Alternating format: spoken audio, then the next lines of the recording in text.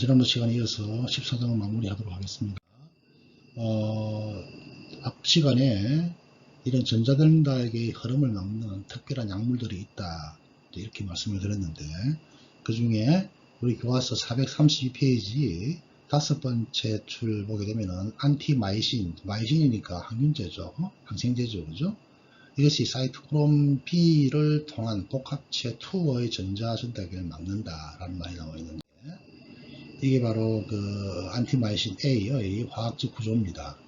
이 방성균류라고 하는 아래 있는 그림이 나와 있는데요. 이에 속하는 균이 생산하는 항진균성 항생물질입니다. 호흡 저해제로 사용된다는 거죠. 전자전달의 흐름을 막아버리기 때문에. 그럼 이것이 왜 그러면은 항생물질로 사용이 되느냐? 우리가 세균에 감염되었을 때 굉장히 다양한 종류의 항생제를 바르죠. 항생제가 바로 균들이 살아나는 데 필요한 에너지 생산의 차단을 한다는 거죠. 전자전달을 차단함으로 해서 균들이 더 이상 살지 못하게 하는 방법으로 이제 이런 항생제를 쓴다는 겁니다. 그리고 교과서 432페이지 아래쪽에 보면은 시아나물 있죠. 이 몇 번 언급했던 내용들이죠, 그죠?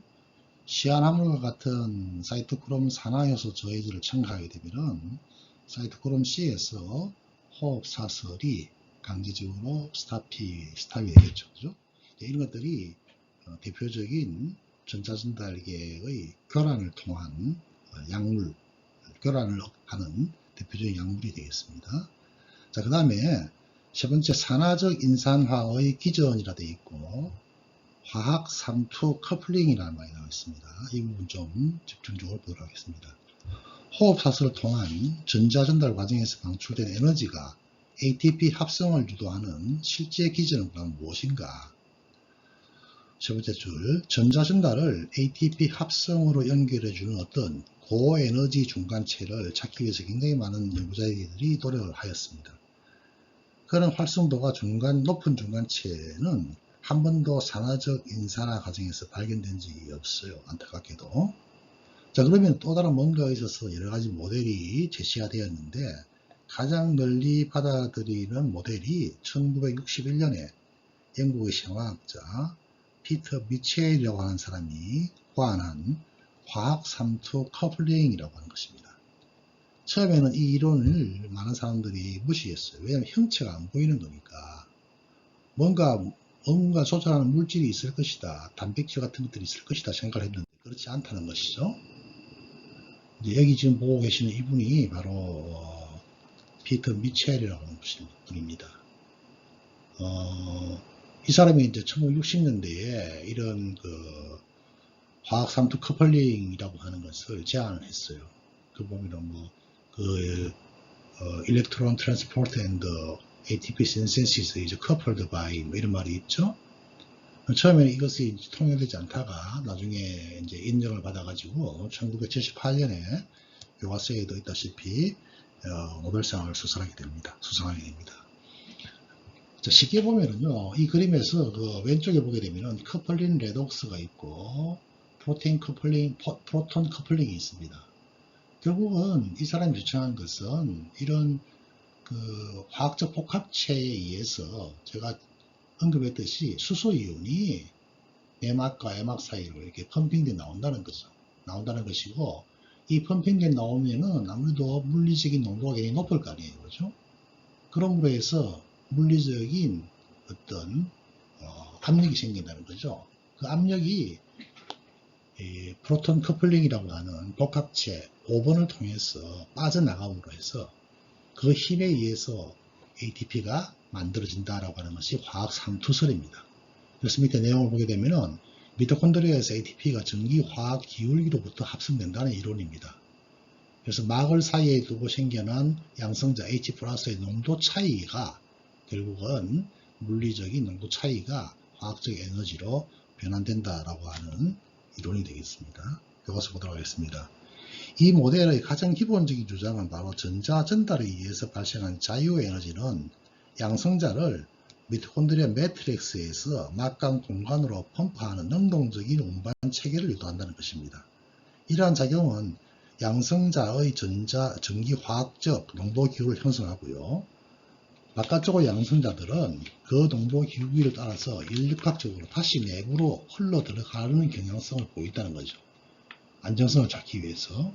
그리고 이러한 흐름이 ATP 합성의 추진력을 제공한다는 것입니다. 즉, 자유에너지는 양성자 농도 기울기 유지에 소모되어야 한다는 것을 의미하는 것이죠. 그래서 양성자가 다시 매트릭스로 흘러 들어가면서 그 에너지는 소멸되면서 그것이 ATP를 합성하는 데 쓰인다는 이야기입니다.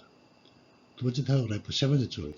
이 반응들에서 NADH, FADH2, FMNH2, 그 다음에 환원 상태의 코엔자임 Q가 탈수소 반응을 진행하게 한다는 것이죠.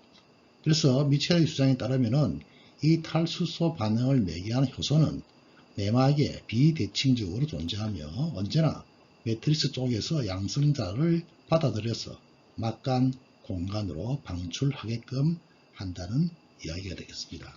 밑에 있는 그림은요. 지금 보고 계시는 그림입니다. 이 그림에서 이 과정을 다시 한 번 더 설명해 주고 있습니다. 이 과정에서는 지금 복합체 2가 생략이 되어 있습니다. 복합체 2가 생략이 되어 있고 복합체 1에서 내분자의 H+가 막간으로 3에서 내분자가 그리고 복합체 4에서 두분자가 이렇게 빠져나온다는 거죠. 즉 1, 2, 3에 의해서 전자 흐름에 따라서 펌프되어 막을 따라서 전기화학적 농도 기울기가 형성이 된다는 것이고요. 이 농도 기울기 형성된 것이 복합체 5분을 ATP 합성 효소라고 이제 표현을 하죠. 그래서 그것이 ATP를 만드는 에너지로서 작용한다는 이론이 바로 화학 상투 커플링이라고 하는 화학 상투설이 되겠습니다. 교과서 내용을 보도록 하겠습니다.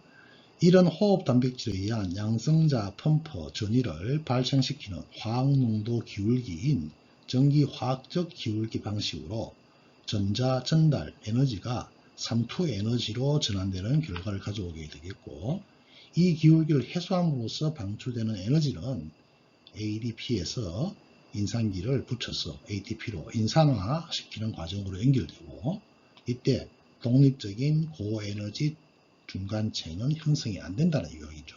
그래서 그동안에 뭔가 중간에 고에너지 중간체를 발견하려고 했던 노력들이 아니다라는 이야기죠. 그래서 이 과정은 우리가 그래서 이제 ATP 합성 요소라고 복합체 4를 지칭하게 됩니다. ATP 합성 요소는 자 거기 보니까 F5가 있고 F0가 있고 F1이 있죠. F5가 있고 F1이 있습니다. F1과 F0와 F1이라고 하고 불리는 두 가지의 도메인으로 이루어져 있습니다. F0는 막간 사이에 있고 F5는 매트리스 쪽에 있는 것이죠.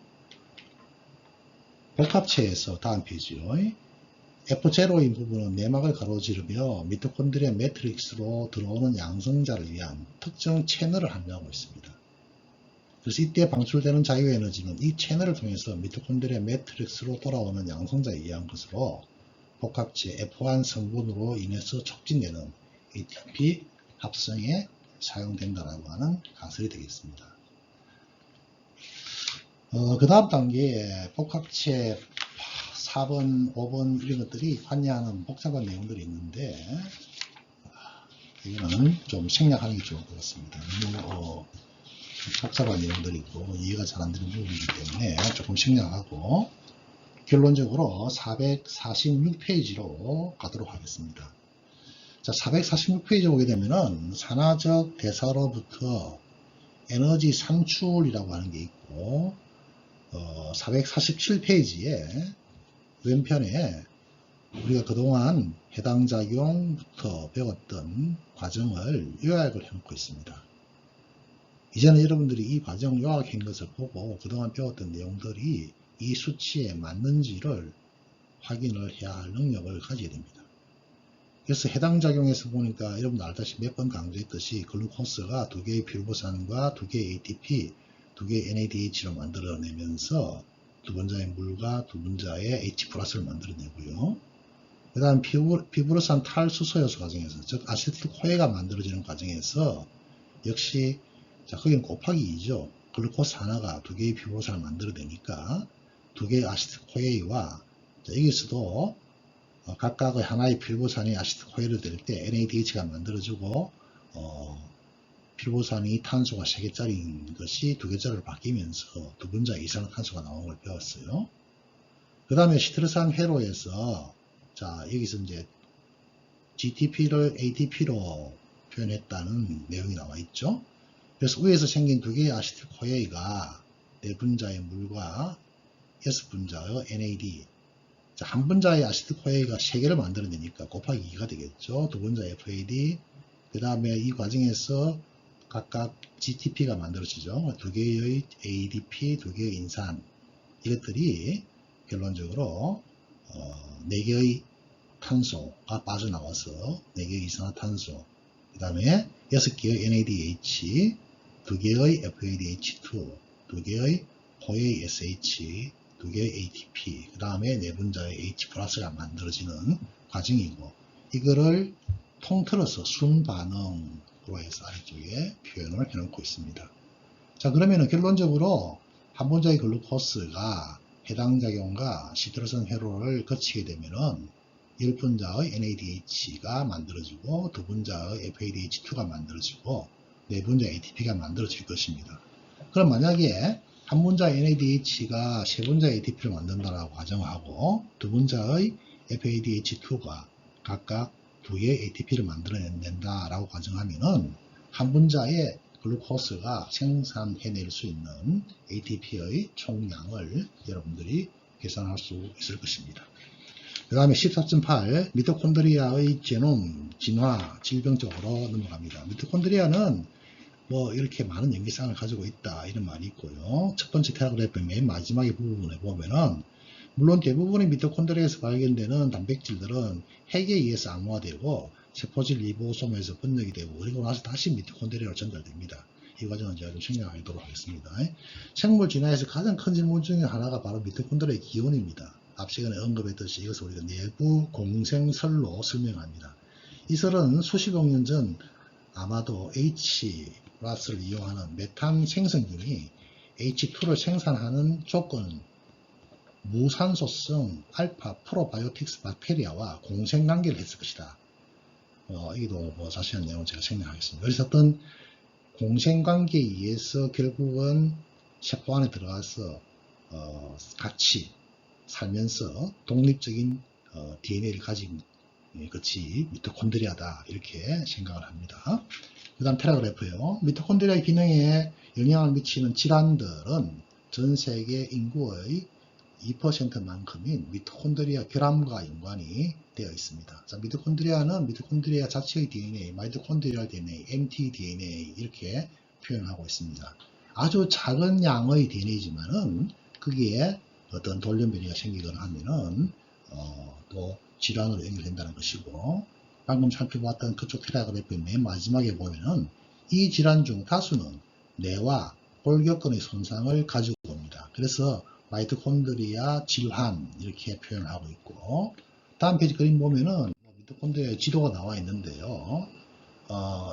여기 보면은 각각의 지도에 관여하는 미토콘드리아 DNA가, 이 미토콘드리아 DNA는 이 서클로 되어 있어요. 환으로 되어 있습니다. 우리 사람의 일반적인 유전자는 하나의 선상으로 되어 있어서 이중 DNA 가닥을 만들고 있지 않습니까? 이건 이중 가닥이 이렇게 선상으로 코어 형태로 되어 있다는 것을 알 수가 있고, 지금 거기에 보면 각각 부분에 뭔가를 만들어내는 유전자가 있다라고 하는 것을 암시적으로 표현해 주고 있습니다. 그럼 이렇게 유전자 중요한 유전자를 거기서 그림을 보여주고 있는데, 그 중에서 이런 것들이 어떤 문제가 생기면은 미토콘드리아 DNA의 손상에 의한 문제가 생기면은 뭔가 질환으로 이루어지는 것이고, 이것이 뇌와 골격근 손상에 연관되는 질환을 많이 나타낸다는 것을 방금 설명했었죠. 좋았어. 그래서 이 장애들의 임상적인 특징도 굉장히 다양하다. 그 다음 마이토콘드리아 DNA 질병을 앓고 있는 환자들은 호흡장애와 ATP 생산 이상 이런 것들을 동반하게 되겠죠. 그래서 점진적인 신경의 불능화 문제점, 근육 약화, 안구 근육의 만성적인 약화, 그리고 운동으로 유도된 피로 등의 증상을 나타내게 될 것입니다. 그 다음에 물려받은 다수의 미토콘드리아 질환은 다음 페이지요. 핵유전자의 돌연변이에 의해서도 발생하고 있고요. 이어서 8번째 줄, 다양한 미토콘드리아 질환들과 연계되어 있는 것 중에 또 하나가 파킨슨병이고, 또 남성 불임증이 또 여기에 해당합니다. 그리고 우리가 여러분들이 많이 들은 바 있는 헌팅턴 무도병이라든지 알츠하이머, 그 다음에 근육 위축, 가족 경화증, 루게릭병, 그 다음에 이런 것들도 역시 마찬가지로 어떤 미토콘드리아와 연관되어 있는 질환이 이미 최근 들어서 밝혀지고 있습니다. 그 다음 19.9요. 다른 대사성 반응에서 기질로서의 산소, 이 부분도 굉장히 중요하니까 마지막 정리를 좀 하도록 하겠습니다.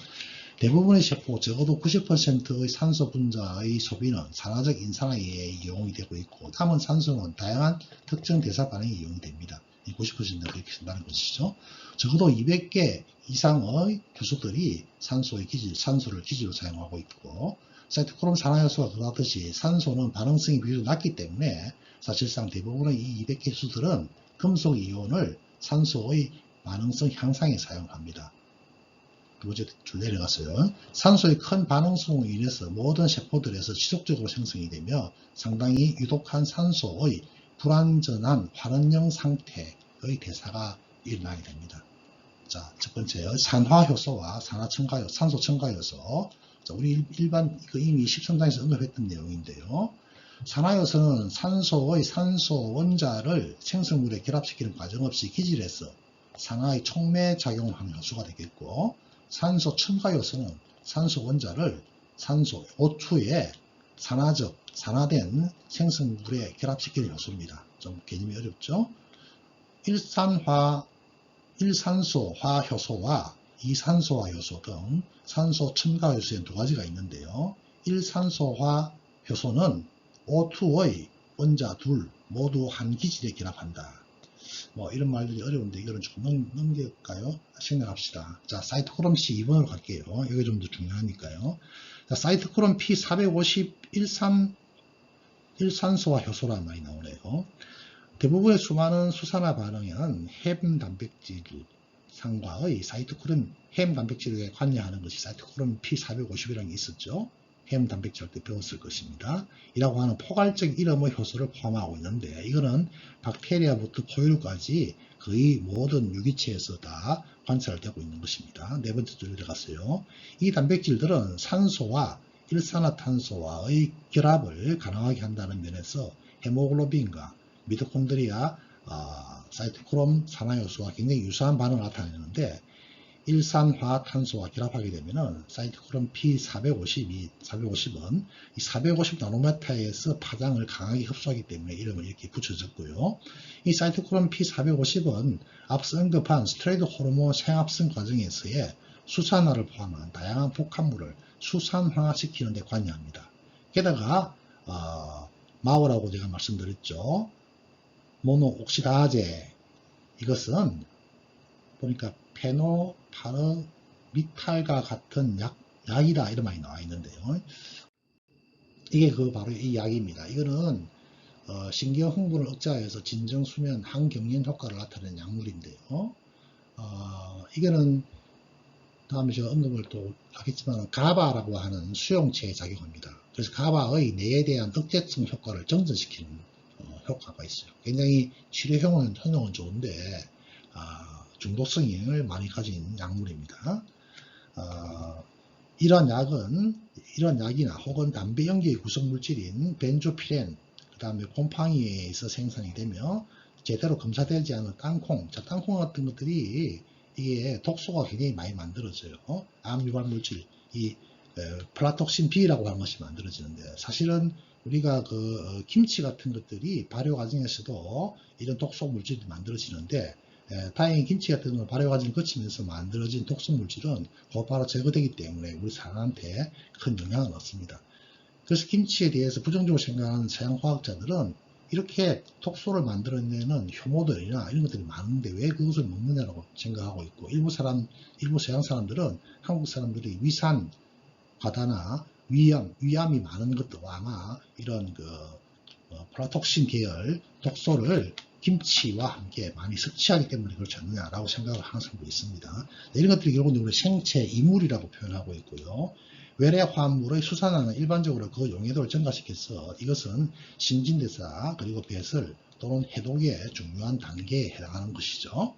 그러나 몇몇의 이 반응들은 아프라톡신 B처럼 잠재적으로 발암물질의 반응성을 더 활성화시키는 결과를 또 부정적으로 가져오기도 합니다. 그래서 김치에 대해서 부정적으로 생각하는 사람들이 한국 사람들에게서도 나타나는 위암의 원인을 이런 김치가 발효과정에서 나타나는 아프라톡신이다. 그것 때문일 수도 있다라고 생각하는 거예요. 자, 사이토크롬 P450 체계는 에폭시화, 탈황산, 그 다음에 알킬기 이탈 반응, 여러 화학 반응에 의해서 이것들이 또 반응 능력이 달라진다. 이렇게까지 정리를 하도록 하겠습니다. 그 다음에 활성산소종, 그 다음에 항산화제, 방어, 인간질환 이런 말이 나와 있는데요. 활성산소종은 제가 몇 번 언급을 했죠. 불완전하게 만들어진 산소의 하나의 그룹을 이야기합니다. 불완전하게 만들어진 산소. 전자전자의 최종 단계는 산소에서 물로의 전자 환원이 되겠죠. 대부분의 산화효소처럼 사이토크롬 산화효소는 이 속의 햄, 철, 구레와 같이 한 번에 한 전자씩 원자가 전자에 변화가 생기고 금속 이온으로부터 전자를 산소에 운반한다. 굉장히 어려운 말입니다. 이거는 산소가 운반되는 과정에서 이것이 활성화된다는 거예요. 그래서 반응성이 높은 걸로 바뀐다는 거예요. 그 반응성이 높은 산소를 우리가 활성산소종 이렇게 이야기합니다. 다음 페이지 갑니다. 개념을 보도록 합니다. 초가산화물, 가산화수소, 그 다음 하이드록시 라디칼 같은 산소종들은 부분적인 환원은 매우 유독하다. 독성물질을 바뀐다는 거죠. 이들의 독성은 효소작용과 비효소작용 모두에 통해서 수행이 됩니다. 자, 산화효소는 흔히 불완전하게 산화된 산소 입자, 그 다음에 산소의 한전자 환원으로 형성된 초과산화물, 그 다음 두 전자의 환원으로 만들어진 과산화수소, 우리 소독제로 쓰이는 거죠. 세 전자의 환원을 통해서 형성된 하이드록시 라디칼 OH라고 표현합니다. 이런 것들이 다 전부 다 활성산소에 해당합니다. 게다가 크산틴 산화효소와 같은 어떤 효소들 그리고 그들의 보편적인 생산물처럼 또 과산화수소를 만들어내고요. 초과산화물, 과산화수소, 하이드록시 라시칼 이런 것들은 산소보다도 굉장히 반응성이 활발합니다. 그래서 이런 것을 우리가 활성산소종, ROS 이렇게 이야기하고요. 하이드록시 라디칼은 특히 반응성이 크고 다른 생물체 분자들의 손상도 굉장히 강합니다. 하이드록시 라디칼은 단백질들을 다양한 형태로 바꾸고 단백질 변성을 시키는 거예요. 산화제 변성을 시키는 거고 지질도 산화제 변성을 시켜서 지질 과산화 이런 산화적으로 변형을 시키면서 결국 이제 특히 그 막을 세포막이 거의 다 지질이잖아요. 막을 분해하는 이런 현상을 보여줍니다. 세포막이 제 기능을 못하고 분해된다는 건 세포를 죽음으로 유발한다는 것이죠. 하이드록시 라디칼은 또한 폴리뉴클레오타이드 가닥 DNA 손상이죠. 그 다음 DNA 구조의 변성. 그러니까 이런 활성산소종은 우리 몸을 구성하고 있는 탄수화물, 단백질, 지방, 핵산 모두 산화적 스트레스, 산화적 손상을 가한다는 것입니다. 하이드록시 라디칼과 DNA의 반응들의 결과는 약 20가지의 서로 다른 염기 변성, DNA 손상 이런 걸 유발하는 걸로 알려져 있고요. 어떤 손상들은 DNA 복제 시에 염기가 또 대체되어서 돌연변이를 유발하기도 합니다. 밑에서 두 번째 줄요. 초과산화물 그 자체는 비교적 무독성한데 이것이 자유라디칼 성질을 보이고 많은 동물 조직에서 생산되는 생물학적 신호물질, 일산화질소 이런 것들과 또 결합을 하게 됨으로써 이것을 우리가 과산화 질산염 이렇게 표현하고요. 이 또한 활성산소종과 마찬가지 계열의 물질로서 생각을 하고 있습니다. 그 다음에 과산화염, 과산화 질산염은 지질 과산화를 또 야기하게 되겠고 특히 단백질 막을 손상시키는 반응성 단백질의 수산화기, 시올기 작용기의 질화를 야기시켜서 질소가 붙는 작용이죠. 그래서 제 기능을 제대로 하지 못하게 합니다. 자, 일반적인 세포의 신진대사는 ROS를 생성하며 미토콘드리아가 이러한 ROS의 주요한 원천입니다. 자, 우리 호흡사슬과 연관되었어요. 호흡사슬을 시작한 전자들 중에서 0.02%보다도 적은 수만이 1, 2, 3에서 누출되어서 산소로부터 초과산화물로 전자 한 개의 환원을 초래할 것이고, 환원을 초래할 것으로 수정됩니다. 이것이 바로 이제 굉장히 작은 형으로 만들어지는 거예요. 왜냐하면 우리 몸에서는 이런 과산화물을 만들어내는 것을 억제하는 작용이 있기 때문에 그렇습니다. 자, 이런 ROS 생산물은 산화 환원 상태를 바꾸고 미토콘드리아의 기능을 조절하는 세포의 신진대사 에너지를 미세 조정하는 2차 전달 체계로 구성된다는 증거들이 분명해지고 있다. 즉, 이 ROS들이 그 자체가 세포 내에서 어떤 신호분자로 작용을 하는데 과하게 될 때 그 반응이 더욱더 과하게 나타나겠죠. 그래서 심지어 요갔어요. 활성산소종의 과잉 생산이 세포 기능의 일반적인 경우에도 포함이 되는데요. 예를 들어서 특정 백혈구의 포식작용에 의해서 감염체에 대항하여서 방어하는 데도 공헌을 합니다. 이건 긍정적인 측면을 이야기합니다.